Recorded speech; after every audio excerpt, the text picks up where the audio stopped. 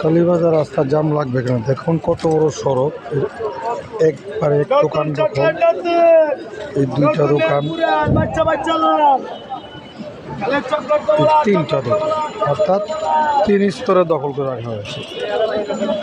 তারপরে সামান্য একটু জায়গা মাত্র এইদিকে খোলা আছে গাড়ি চলাচলের জন্য। দেখেন এইখানে সেই একই অবস্থা দোকানপাটের, ঠিক রাস্তার পশ্চিম পার্শ্ব একই অবস্থা, দখল করে রাখা হয়েছে। দেখুন এই এক দোকান,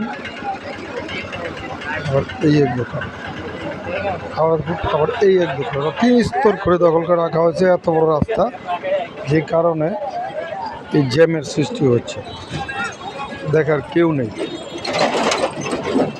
এই অবস্থা দেখেন, তাই এখনই সব যানজট মুক্ত করতে লাগে, এগুলো মুক্ত করতে হবে।